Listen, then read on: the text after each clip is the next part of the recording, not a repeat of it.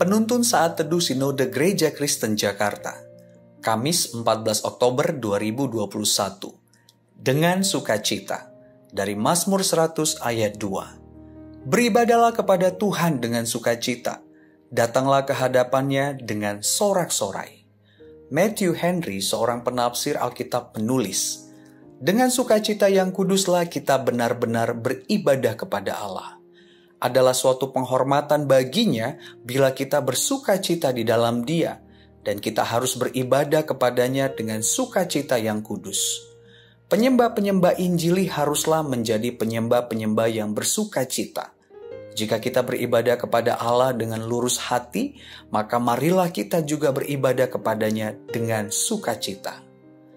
Salah satu penekanan dari Mazmur ini yang ditujukan kepada umat Allah adalah panggilan untuk menyembah Allah yang berkaitan erat dengan melayaninya dari hati yang penuh sukacita.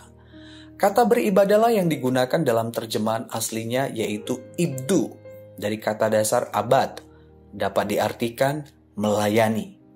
Namun melayani di sini bukan hanya sekadar melayani tanpa suatu relasi yang erat, melainkan melayani sebagai penyembah dari pribadi yang dilayani. Melayaninya pun dengan hati yang penuh sukacita. Ada relasi yang erat, pengenalan, penghormatan yang tulus dari sang penyembah kepada yang disembahnya. Dengan demikian, panggilan umat Allah untuk datang beribadah atau menyembah kepada Allah berkaitan erat dengan relasi yang erat, pengenalan, penghormatan yang tulus dari dalam hati mereka. Bahkan mereka juga melayani Allah dari hati yang penuh sukacita. Penyembahan mereka kepada Allah tidak hanya berbicara menaikkan puji-pujian, memberikan persembahan, melainkan menundukkan hati mereka di hadapan Allah untuk menaati kebenaran firman-Nya. Semua itu dilakukan dari dalam hati yang penuh sukacita. Alasan teologi sukacita umat Allah dalam menyembahnya adalah segala sesuatu yang telah Allah karyakan di dalam hidup mereka. Seperti Allah menjadikan dan memiliki hidup umatnya. Itu berarti Allah sebagai pencipta, pemilik tunggal hidup umatnya. Allah menggembalakan umatnya. Itu berarti Dia sebagai penuntun, penyelamat hidup umatnya dari setiap serangan yang jahat. Saudara, demikian halnya kita pada masa kini. Yang menjadi alasan teologis kita menyembah, melayani Allah adalah karyanya yang telah dikerjakan dan dianugerahkan kepada kita melalui Kristus Yesus.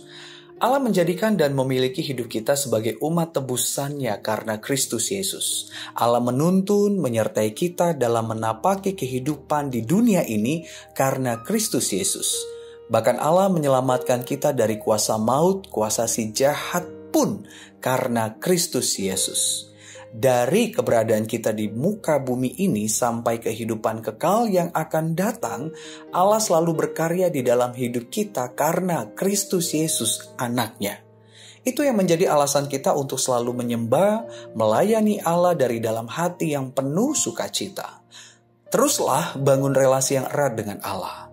Teruslah kenali dan hormati Dia dari dalam hati yang penuh sukacita. Dia adalah pemilik tunggal, penyelamat hidup kita. Sukacita terbesar penyembah Allah adalah karya salib Kristus. Dari sana, Dia dijadikan milik kesayangan Allah. Tuhan Yesus memberkati.